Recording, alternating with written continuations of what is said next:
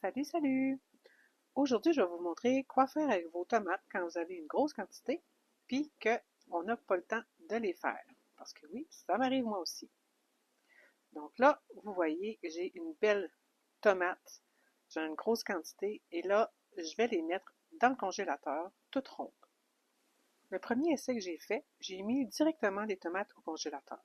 Je les ai laissées congelées, et là, voilà le secret merveilleux, c'est qu'une fois congelées, je les passe en dessous de l'eau et regardez bien ce que ça fait. La peau va fendre, ça va faire un effet de thermique qui va faire que la peau va se détacher de la chair. Et ça se défait vraiment facilement.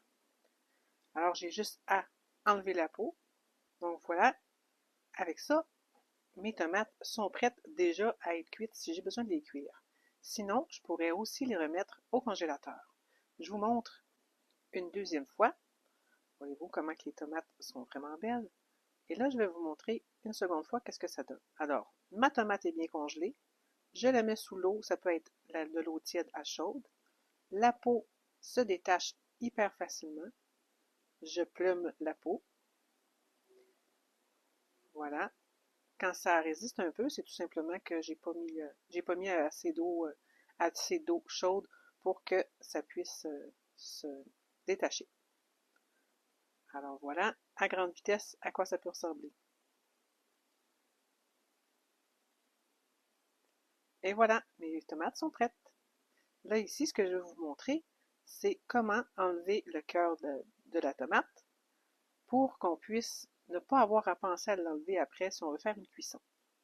Donc là, comme vous voyez, je le fais un peu plus large parce qu'à l'intérieur, ça peut, ça peut s'étaler vers l'extérieur, comme une étoile. Donc, en faisant ça de cette façon-là, je m'assure, voyez-vous le petit bout blanc qui dépasse?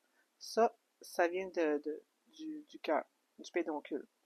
Donc, je fais mes tomates chacune de cette façon-là.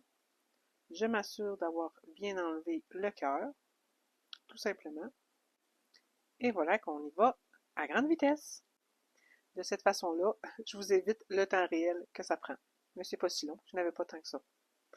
Alors là, voilà, elles sont prêtes. Je vais maintenant les mettre au congélateur pour, comme la première fois, je les fais bien geler.